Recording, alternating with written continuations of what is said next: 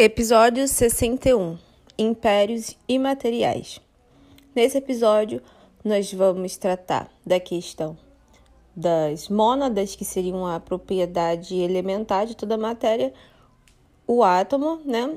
E espero que vocês gostem. Eu sou Marília Silva, de Malha Arte do União Integrativo Digital.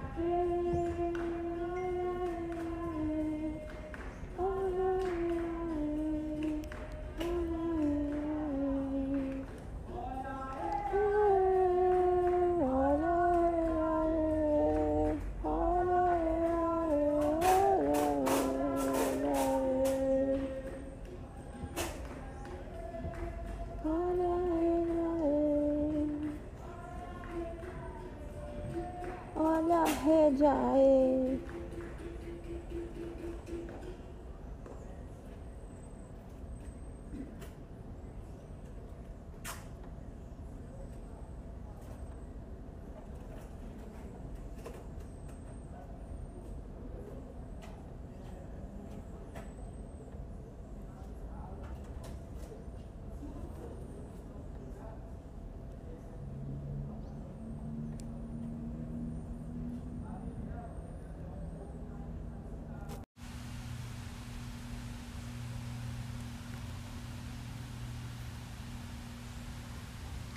E aí, Tupi-Guarani, Hello World e os bárbaros tecnológicos.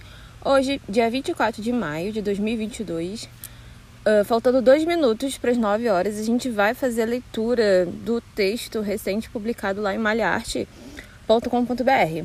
Se você não conhece, então trate de se updatear e vai lá e acesse o link, que eu vou deixar na descrição do áudio. Impérios Imateriais. Primeiro de tudo, a gente começa pela análise da imagem, que seria de um caderno quadriculado, né? Utilizado para aprender caligrafia e também nas exatas, para você poder fazer a ligação entre pontos, vetores e matrizes, etc. E nós temos ali o começo da tabela periódica, né? Os elementos que seriam fora da tabela periódica, estruturada, desenvolvida pelo Dmitri Mendeleev, do século XIX. Ele fazia assim, ele cortava os elementos e começou a estruturar eles pelo peso atômico deles, né? A gente está falando aqui da propriedade básica, elementar da matéria, que são os átomos. Aí tem uma seta, né? Que seria, na verdade, esse array, né? Esse vetor apontando para o espaço. E tem 2 outras setas de sistemas de informação de ida e volta, né? E tem 2 curvaturas ali que sugerem muito uma iconografia dos impérios antigos, né? Grego, romano, egípcio. Eles fazem muito essa repetição em espiral, né?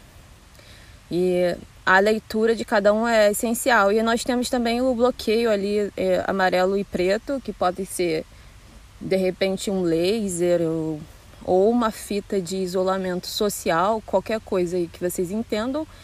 E, ok, vamos ler. Segundo o livro Mente Cativa, título ganhador do Nobel de Literatura, escrito por Czeslaw Milosz, a ausência de um sistema comum de pensamento, que faz referência também à mônada, né, de Leibniz, que foi o fundador, ele junto com Raimundo Lully, o espanhol, ali de uma ideia de universo que seria mecânico, áptico, né, que vem do tato, que deu origem aí, junto com o Jacquard, que foi o da máquina de tear, o cartão de memória perfurado, né, dos IBMs, etc. e tal, a computação moderna. Então tá, vamos lá. A ausência de um sistema comum de pensamento que consiga unir essa camponesa ou o camponês cortando o feno, essa o estudante com seus cálculos de logística e o mecânico numa fábrica, faz emergir uma dolorosa sensação de desapego e abstração que oprime os criadores de cultura. Vamos lá. O que seria essa dolorosa sensação de desapego? Desapego é quando você não tem uma segurança material com algum objeto, né? Por exemplo, a floresta. A floresta ela é ampla, ela é abrangente. Os animais eles têm um desapego com a floresta, porque eles são livres para transitar entre diferentes países, né? Diferente do homem, de alguns homens que têm uma limitação espacial ali, favorecida por esse ciclo que a gente vai continuar lendo. Então, esses criadores de cultura representam os dissimulantes midiáticos cujo interesse é oferecer um consumo predatório, fornecendo narrativas que sustentam interesses escusos. O objetivo é a manutenção da miséria e da pirâmide social, responsável pelos mesmos dados que julgam ser solidários.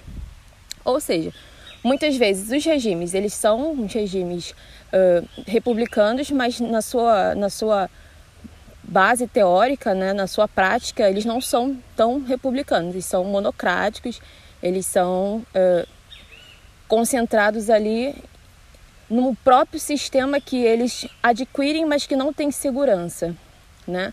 São os protocolos da internet, porque a internet ela seria a floresta, né?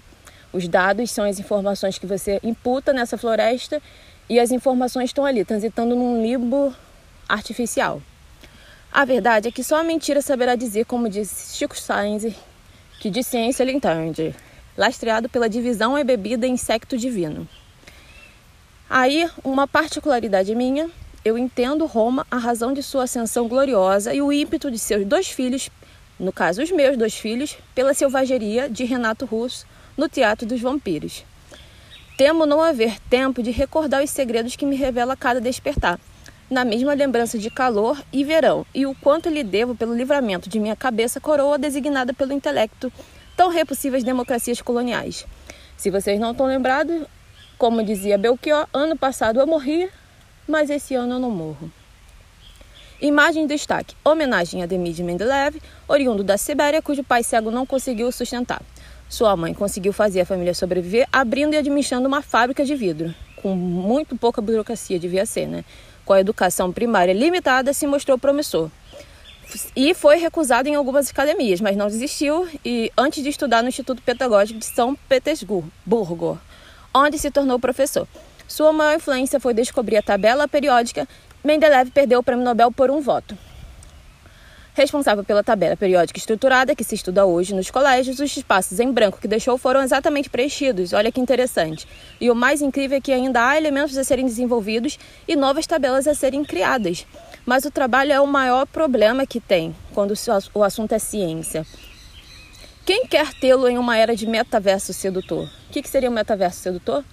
Selfies, vídeos e estupidez egocêntrica.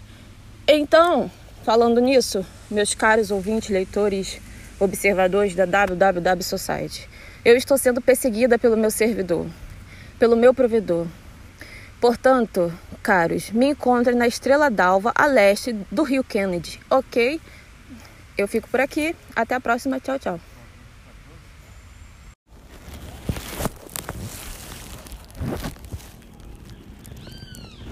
I want to know your name.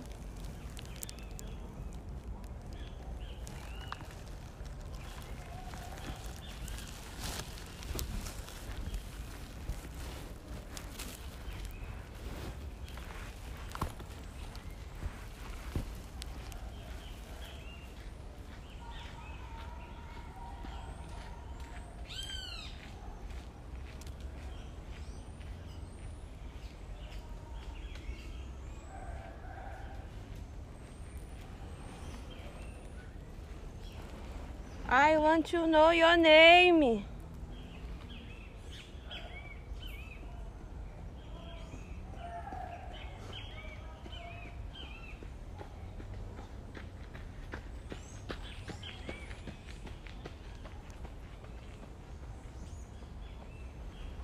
Mais uma vez, mais forte.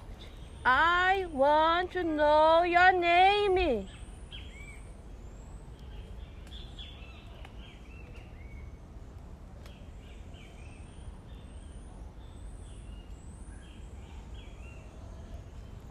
Desculpa, pessoal, as rosas não falam.